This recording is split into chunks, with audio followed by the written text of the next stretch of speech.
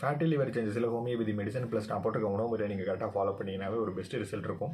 Fatty liver changes மட்டும் இல்லை, ஒரு குரோனிக் அல்சர் இருந்துக்கிட்டே இருக்குது, இல்லை செரிமான பிரச்சனை, இல்லை ஒரு வயிறு உப்பிசம், இந்த வயிறு சம்மந்தமான பிரச்சனைகளாக இருக்கட்டும், இல்லை ஒரு ஹெப்படோமைலிங்கிற கல்லீரல் வீக்கம், இல்லை குரோனிக்காக ஆளுகள் யூஸ் பண்ணிக்கிட்டே இருக்கிறதுனால ஒரு மஞ்சக்காமலை பிரச்சனை, ஜாண்டிஸ் பிரச்சனையாக இருக்கட்டும், இல்லை பேன்கடைட்டிஸ் அப்படிங்கிற கணைய வீக்கமாக இருக்கட்டும், இல்லை மூலம் பௌத்திரம், அதே மாதிரி பார்த்திங்கன்னா கான்ஸ்டிபேஷன் மலச்சிக்கல், எனக்கு 2 நாள் 3 நாள் கூட வர மோஷன் போகும், இந்த மாதிரியான ட்ரபிள், இல்லை கட் ஹெல்த்தில் நம்மளுடைய குடல் பகுதியில் ஏதாவது ஒரு பிரச்சனை இருந்துக்கிட்டே இருக்குது, நம்மளை சத்துக்களை எடுத்து கொடுக்க முடியாத அளவுக்கு ஏதாவது பிரச்சனை இருந்துகிட்டே இருக்கனாலும் இந்த மாதிரியான இஷ்யூகளுக்கு ஹோமியோபதி மெடிசனுங்கிறது ஒரு பெஸ்ட் ரிசல்ட் கொடுக்கும். நான் சொன்ன எல்லா பிரச்சனைகளையுமே நம்ம எப்பொழுதுமே சரி பண்ணி வச்சுக்கிறது ரொம்ப நல்லது. அதுக்கு டயட்டும் முக்கியம், ப்ளஸ் நம்மளுடைய உடல் உழைப்பு, அதாவது ஒரு எக்ஸசைஸ் இல்லை வாக்கிங் இல்லை சைக்கிளிங் பண்ணுறது கூட ரொம்ப மிகப்பெரிய ஒரு ஹெல்ப் பண்ணிக்கிட்டு தான் இருக்கும்.